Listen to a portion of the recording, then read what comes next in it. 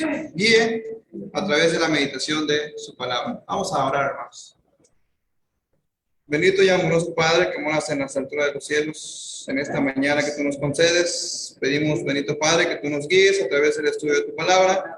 Permítenos, bendito Padre, poder ser el instrumento adecuado, el instrumento útil para poder transmitir el alimento de tu palabra, bendito Padre, a tu pueblo.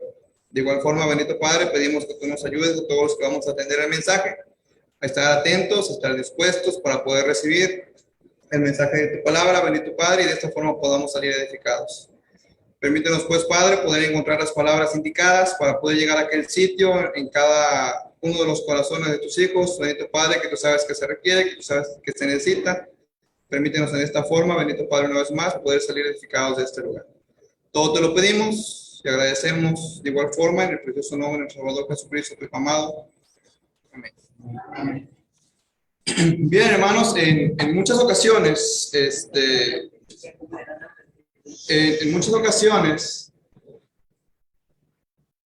existen preocupaciones, existen situaciones que nos rebasan, existen momentos en los que la angustia, la desesperación se apodera de nosotros y solemos actuar muchas veces de maneras que, al no estar razonadas, tienen resultados realmente inciertos. El día de hoy vamos a ver algo precisamente acerca de eso. ¿Cómo ocupar aquel sentimiento de aflicción, de frustración en favor precisamente de la edificación de la obra de nuestro Dios? Pero antes de iniciar, hermanos, quisiera que me acompañaran allí en sus seminarios. Vamos a buscar el canto número 49. Vamos a entonar solamente la primera estrofa, hermanos. Canto número 49. Y quiero que pongamos atención, hermanos. La escritura nos dice allá en la primera carta a los Corintios, capítulo 14, versículo 15, que cuando cantemos a nuestro Dios, debemos hacerlo con el Espíritu, pero también con otra parte muy importante, hermanos, que es con el entendimiento. A esas alturas de la vida cristiana, hermanos, tenemos que tener claros qué es el cantar con el Espíritu. Pero también es importantísimo, hermanos, tener bien claro qué es cantar con el entendimiento. En ese sentido, hermanos, y con esto en mente, vamos a entonar la estrofa número 1 del canto 49. Cantamos, hermanos. Yo quiero trabajar por el Señor, confiando en su palabra y en su amor. Quiero yo cantar y orar y ocupado siempre estar en la viña del Señor. Trabajar y orar en la viña del Señor. Si mi anhelo es orar y ocupado siempre estar en la viña del Señor. ¿Cómo inicia el canto, hermanos? Yo estoy forzado, estoy obligado, ¿verdad que no? Dice, yo, en la persona, en mi persona más bien, dice, yo quiero. ¿Y qué es lo que quiero? Trabajar. ¿Pero trabajar en qué? ¿O por qué? ¿O para quién? Dice, por el Señor. Y si regresamos a la primera carta a los Corintios, capítulo 14, versículo 15, ¿recuerda usted lo que dice? Cantaré con, pero cantaré también con.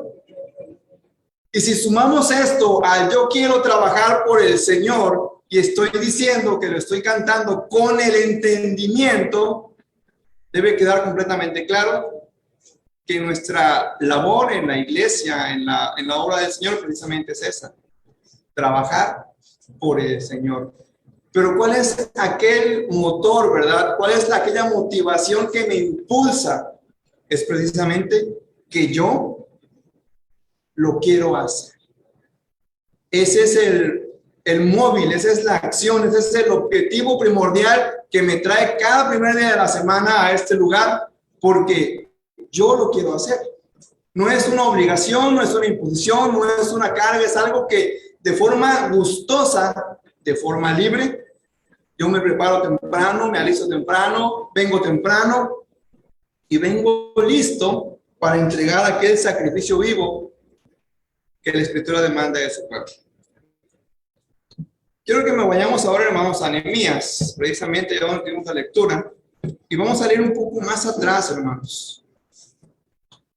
Llegábamos al punto una vez más de recordar qué hacemos nosotros cuando sabemos que la obra del Señor está padeciendo, hermanos.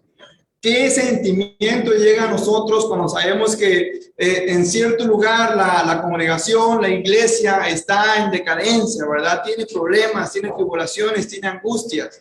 ¿Usted conoce la historia de esta congregación?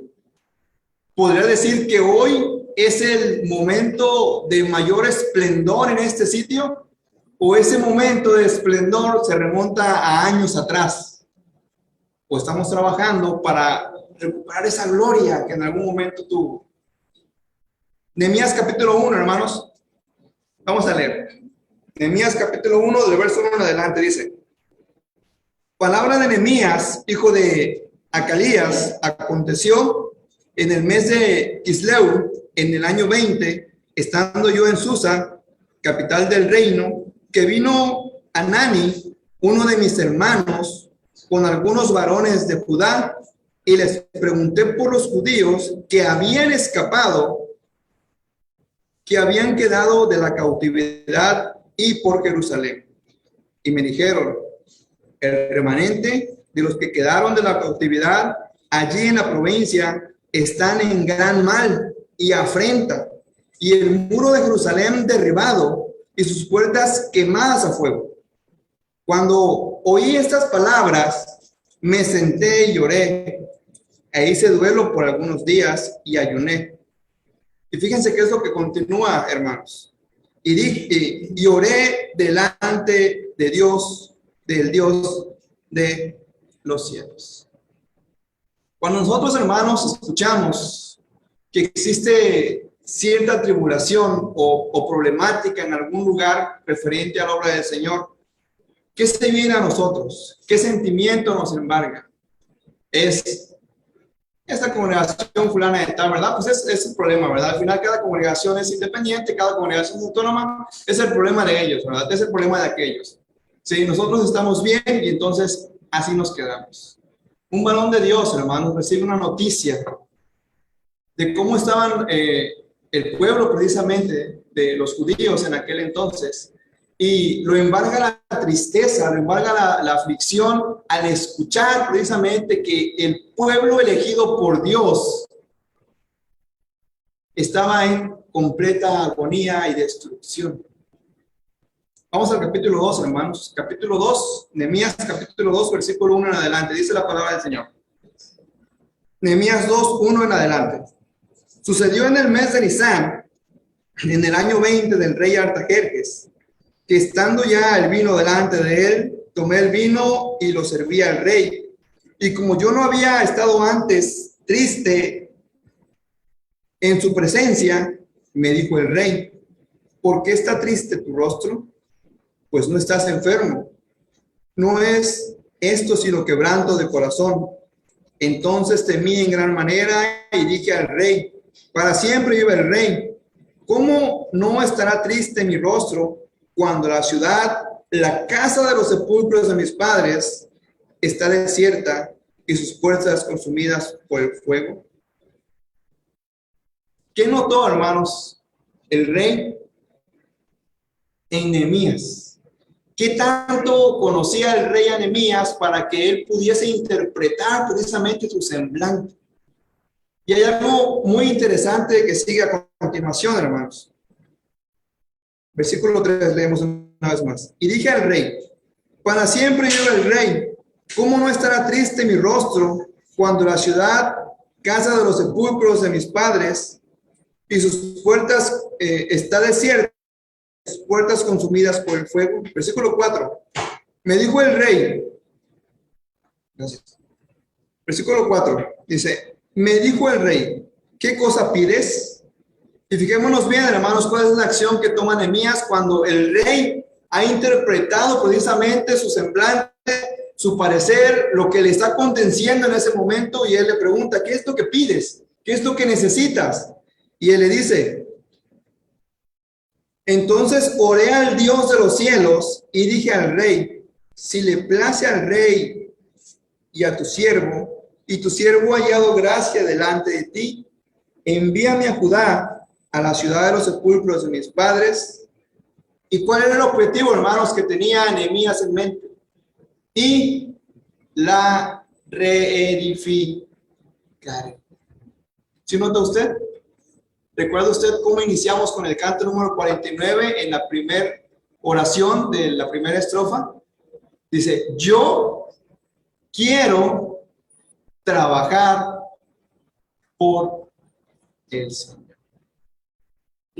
Nehemías, atento a lo que pasaba con el pueblo de Israel, el pueblo judío en esos tiempos, pregunta referencias acerca de cómo estaban sus hermanos, cómo estaban sus compatriotas. Y al escuchar la gravedad de la situación, él se entristece.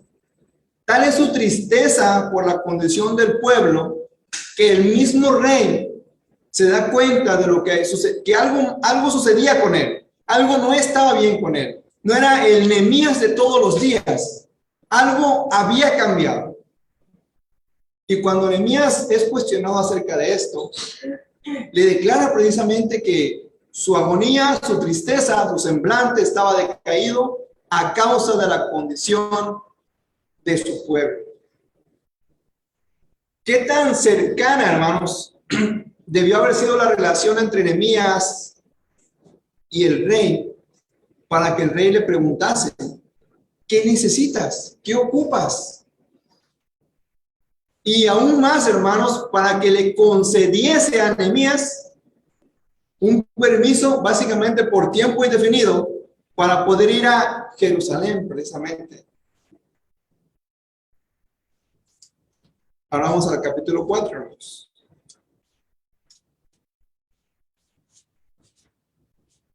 Ya estaba hecha la petición, ya estaba concedido el permiso, hermanos.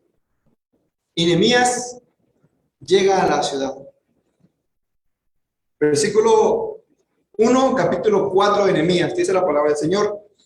Cuando oyó Sanballat que nosotros edificábamos el muro, se enojó y se enfureció en gran manera e hizo escarnio de los judíos y habló delante de sus hermanos y del ejército de Samaria y dijo, ¿qué hacen estos débiles judíos? ¿Se les permitirá volver a ofrecer sus sacrificios? ¿Acabarán en un día? ¿Resucitarán de los montones del polvo las piedras que fueron quemadas? ¿Cuál era la percepción, hermanos? Y fijémonos bien en esto, de las personas o los pueblos que rodeaban aquel lugar. ¿Cómo percibieron que los judíos tuviesen ese ánimo una vez más para poder trabajar y reedificar su ciudad? ¿Lo tomaron con buenos ojos? Dijeron, ay, qué bueno, los judíos ya se están recuperando, ¿verdad? Ya no van a estar tristes, ya van a reconstruir su ciudad, ¿verdad? Van a componer sus puertas, van a componer sus murallas. ¿Verdad que no? Pero algo también que hay que notar, hermanos, es precisamente esto. Que estos comentarios, que esta posición, que no era positiva al trabajo del pueblo judío, ¿de quién venía? ¿Del interior del pueblo o de fuera del pueblo? ¿Lo nota usted? Sigamos leyendo. Versículo 3.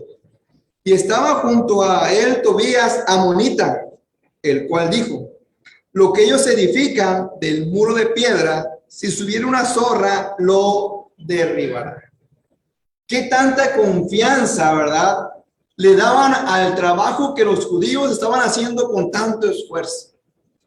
¿Qué tanto valor le concedían a aquella edificación que el pueblo judío intentaba otra vez recuperar? Decía, es tan débil, que no sirve absolutamente para nada. Dice, para una zorra, dice, sobre la barda la va a tirar. De nada sirve ese esfuerzo, ¿verdad? En vano edifican, decían las personas que rodeaban al pueblo judío. Sigamos leyendo, hermanos. Versículo 4. Oye, oh Dios nuestro, que somos objetos de su menosprecio, y vuelve el baldón de ellos sobre su cabeza, y entrégalos por despojo en la tierra de su cautiverio. No cubra su iniquidad, ni su pecado sea borrado delante de ti, porque se airaron contra los que edificaban. Versículo 6. Edificamos pues el muro, y toda la muralla fue terminada hasta la mitad de su altura. Fijémonos bien, hermanos. Existe un momento de tristeza, existe un momento de agonía que es percibido, que es recibido por una persona. Esta persona se llamó Nehemías. ¿Sí lo nota usted? Una persona está atenta, está pendiente y recibe la alerta de que el pueblo está sufriendo y que hay un lugar donde se necesita echarle muchas ganas y edificar, recuperar, restablecer lo que se había perdido. Esta persona, con ese ánimo, con ese interés sincero de yo quiero trabajar, lo logra transmitir, lo logra contagiar al pueblo de aquel lugar. ¿Sí lo nota usted? Y llegamos al verso 6. Edificamos pues el muro, y toda la muralla fue terminada hasta la mitad de su altura. Y veamos la clave, hermanos, de este éxito. Porque el pueblo tuvo ánimo. ¿Para qué, hermanos? Para trabajar. ¿Qué podemos concluir hasta este punto, hermanos? Para que la muralla pudiese terminarse completa hasta la mitad de su altura, ¿qué se necesitó? Que el pueblo tuviese ánimo para trabajar. ¿Nota usted que no dice Nehemías tuvo ánimo? ¿Lo nota usted? Dice el pueblo tuvo ánimo para trabajar. ¿Sí lo nota usted que no es el predicador? Dice el pueblo. ¿Y quiénes componen el pueblo, hermanos? Todos nosotros, ¿verdad? ¿De dónde tomó el pueblo, hermanos, aquel ánimo para trabajar? Existió alguien, ¿verdad?, que estaba atento, que estaba pendiente de lo que pasaba con el pueblo de Dios. Y ese alguien tuvo tal interés que oró a Dios precisamente para pedir la fuerza y consigue el permiso de parte de su jefe, de parte del rey. Y él llega a la ciudad con la intención firme de reedificarla. Pero él no lo iba a poder hacer solo. Él busca el apoyo, ¿dónde, hermanos? En su pueblo. Y podemos preguntar hasta este punto, hermanos, si Nehemías tuvo éxito en transmitir ese mismo sentir, esa misma situación de que estamos destruidos, más bien estamos derribados, pero tenemos que levantarnos. ¿Verdad que sí? ¿Por qué? Porque en el versículo 6 dice, el pueblo tuvo ánimo para trabajar. El pueblo tuvo ánimo, hermanos, pero ese ánimo tuvo que venir de algún lugar. ¿Usted en este momento en qué posición se ubica? ¿Del lado de Nehemías? ¿O del lado del pueblo? ¿O del lado de los pueblos fuera de Jerusalén? ¿Es usted el que anima para que el pueblo trabaje? ¿Es usted parte del pueblo trabajador? ¿O parte de Samaria? ¿O parte de los amonitas? Sigamos leyendo, hermanos. Versículo 7. Pero aconteció que oyendo Sanballat y Tobías y los árabes, los amonitas y los de Asdod, que los muros de Jerusalén eran reparados, porque ya los portillos comenzaban a ser cerrados, se encolerizaron mucho y conspiraron todos a una para venir a atacar a Jerusalén y hacerle daño. ¿Cuál era el propósito de Nehemías, hermanos? Reedificar. Y en ese ínter, contagiar al pueblo ese mismo ánimo, ese mismo interés, para que el pueblo tuviese ganas de trabajar. ¿Y cuál era el interés de los enemigos del pueblo judío? Todo lo contrario, ¿verdad? No querían que ellos lograran levantar y recuperar la gloria que alguna vez tuvieron como pueblo de Dios. Ellos buscaban hacer todo con tal de causar daño. Tenemos tres escenarios. El papel de Nehemías, el líder animoso, propositivo, que transmite el ánimo al pueblo trabajador y al resto, ¿verdad?, de los pueblos que rodeaban a los judíos, que buscaban la destrucción y hacerle daño al pueblo de Dios. ¿En qué escenario me podría colocar yo hoy en este día? ¿Qué papel le gustaría a usted jugar? ¿O qué papel está desempeñando el día de hoy? Versículo 9. Entonces oramos a nuestro Dios y por causa de ellos pusimos guarda contra ellos de día y de noche. ¿Sí lo nota usted? El pueblo está animado, el pueblo está trabajando, pero el pueblo también está atento. A sabiendas de que existen amenazas en contra de lo que ellos están logrando edificar con ayuda de Dios, ellos se ponen en guardia. Ellos están alerta. Porque el trabajo del enemigo de Dios, ¿cuál es, hermanos? Destruirnos, ¿verdad? Versículo 10. Y dijo Judá: las fuerzas de los acarreadores se han debilitado y el escombro es mucho y no podremos edificar el muro. Y nuestros enemigos dijeron: no sepan ni vean hasta que entremos en medio de ellos y los matemos y hagamos cesar la obra. Pero sucedió que cuando venían los judíos que habitaban entre ellos, nos decían hasta 10 veces: de todos los lugares de donde volvieres, ellos caerán sobre vosotros. Versículo 13. Entonces, por las partes bajas del lugar, detrás del muro y en los sitios abiertos, fijámonos bien en esto, hermanos, puse al pueblo por familias. ¿Nota usted eso, hermanos? El pueblo trabajaba, tenía ánimos de trabajar, pero no lo hacía de una forma al ahí se va, lo hacía de una forma organizada.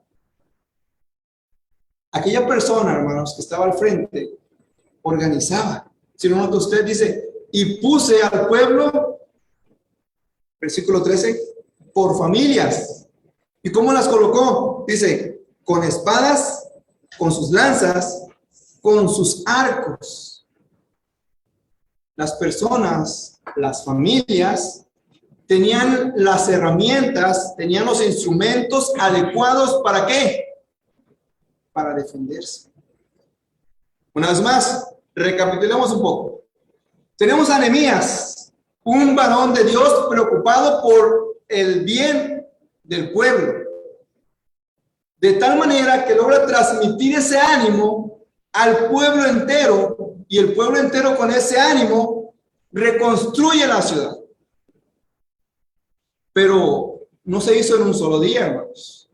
Ese proceso arduo y cansado necesitó de varias jornadas, y esas jornadas tuvieron que estar debidamente organizadas.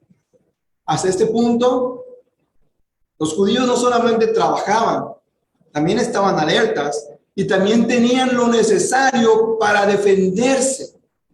¿Nota usted la primera defensa que tiene Nehemías con el pueblo? Dice, versículo 13, puse al pueblo por familias. ¿Sí lo nota usted? Cada uno de nosotros, ¿verdad?, ha sido colocado en la familia. ¿Para qué? Para defenderla. para instruirla, para guiarla. Y Dios nos ha provisto de las herramientas y las armas para poder defendernos. Versículo 14. Después miré y me levanté y dije a los nobles y a los oficiales y al resto del pueblo. ¿Notaron usted? Empezamos con las familias. Después a los nobles, a los oficiales y al resto del pueblo. ¿Se quedó alguien sin participar en la organización? ¿Verdad que no? ¿Por qué? Porque el pueblo tuvo ánimo para trabajar. Dice, no temáis delante de ellos. ¿Y cuál era la razón, hermanos, para que Nehemías le dijese al pueblo que no había que temer las amenazas de los pueblos vecinos? Nehemías dice, acordaos del Señor, grande y temible, y pelead por vuestros hermanos, por vuestros hijos, por vuestras hijas, por vuestras mujeres y por vuestras casas. ¿Necesita una motivación mayor a esta, hermana? ¿Qué tan valioso es su hijo? ¿Qué tan valioso es su hija? Su esposa, su casa, para que usted esté dispuesto a combatir, para que usted esté dispuesto a pelear, para que aún el cansancio y la tarea ardua y los días corran y la actividad no se acabe, usted siga dispuesto para poder presentar pelea. ¿Por qué pelearía usted? Nehemías dice, primero no nos preocupemos, vamos a acordarnos que servimos a un Dios vivo, grande y temible, dice, y peleemos después de eso. ¿Por qué si estaríamos dispuestos a pelear? ¿Por una herencia tal vez? ¿Por alguna posesión material? Nehemías dice, lo que tiene valor es esto, y por lo que vale la pena pelear es, leemos otra vez, versículo 17. Y pelead por vuestros hermanos, por vuestros hijos y por vuestras hijas y por vuestras mujeres y por vuestras casas. ¿De qué forma tan convincente, hermanos, Nehemías pudo llegar a transmitir esto al pueblo para que el pueblo lo entendiese, y aún viendo el resto de los pueblos que lo rodeaban, que tenían como único objetivo destruirlos, ellos seguían avanzando, seguían construyendo, seguían alerta? Versículo 18, versículo 15, perdón. Y cuando vieron nuestros enemigos que los habíamos entendido y que Dios había desbaratado el consejo de ellos, nos volvimos todos al muro, cada uno a su tarea. Cuando el pueblo, hermano, se sabía organizado, se sabía pleno, se sabía animado, se sabía con fuerzas, el pueblo se relajó, ¿verdad que no? Dice que se volvieron al muro y cada uno continuó con su tarea. ¿Qué tarea, hermanos, le toca a usted en la edificación del muro para defender esta congregación? ¿Cuál es su función el día de hoy, hermanos? ¿Cómo estamos peleando por nuestras familias? ¿Cómo estamos peleando por nuestras casas? Versículo 16. Desde aquel día, la mitad de los siervos, de mis siervos, trabajaba en la obra y la otra mitad tenía lanzas, escudos, arcos, corazas, y detrás de ellos estaban los jefes de toda la casa de Judá. Leemos una vez más, hermanos. Desde aquel día, la mitad de mis siervos trabajaba en la obra y la otra mitad descansaba, y la otra mitad se iba de vacaciones. Versículo 16. Y la otra mitad tenía lanzas, escudos, arcos y corazas. ¿Y qué más, hermanos?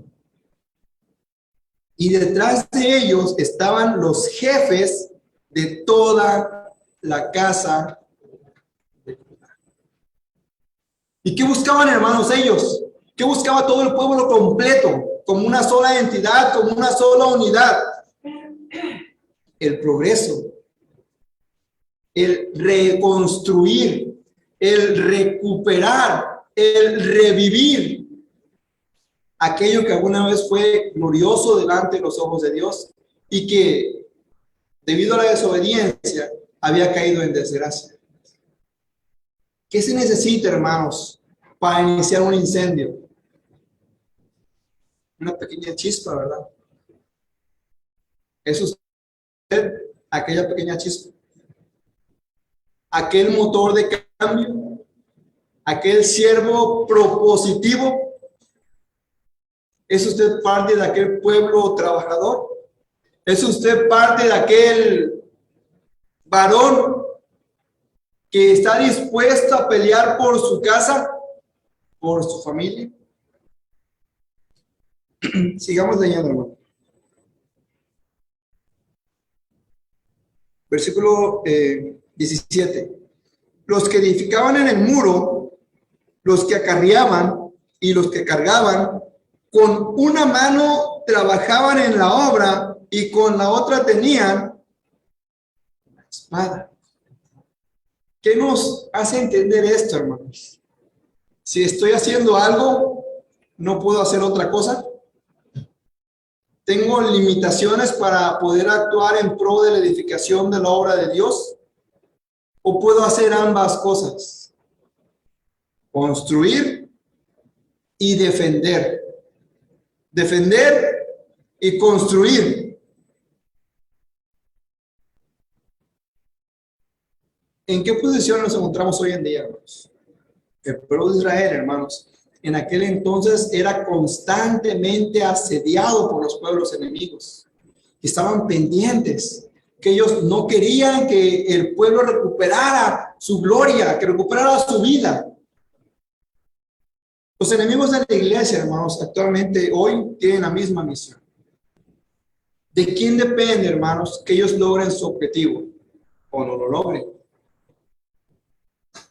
Sigamos leyendo, hermano. Versículo 18, ahora sí. Porque los que edificaban, cada uno tenía su espada ceñida a sus lomos y así edificaban, y el que tocaba la trompeta estaba junto a mí. Versículo 19.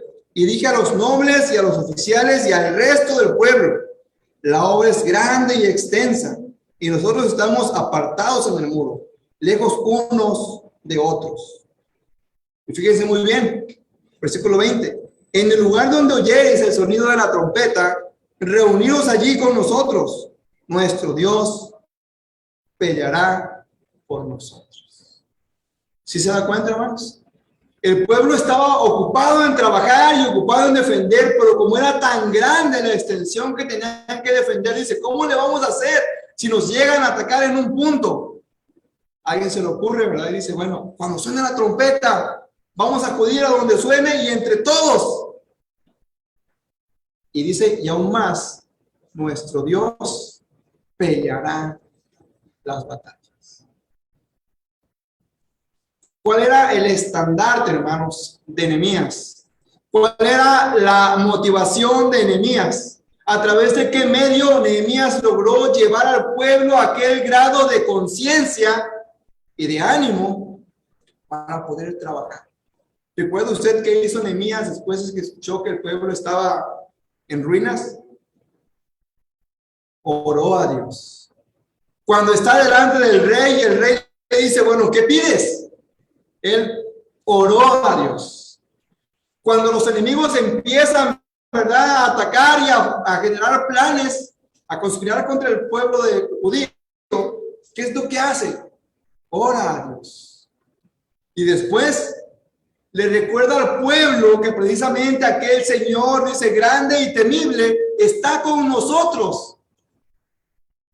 Y cuando algún hermano diga, hermano, me pasa esto, hay que dejarlo solo. Y cuando de este lado otro hermano diga, hermano, me siento desanimado, me siento débil, lo vamos a dejar solo. Está sonando la trompeta. ¿A dónde deberá acudir el pueblo si la trompeta suena, hermanos? Hacia aquel sitio, ¿verdad? Donde suena. Y nuestro Dios, dice la Escritura, peleará nuestras batallas.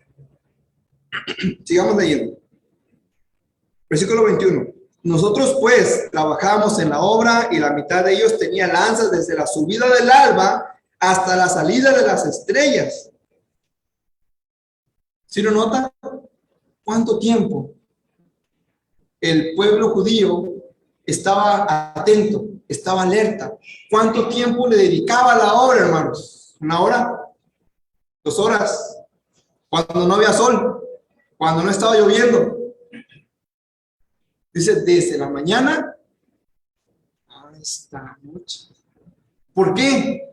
Porque si se descuidaban tantito, hermanos, los enemigos estaban alerta, los enemigos estaban pendientes. Ellos estaban preparados todo el día, todo el tiempo.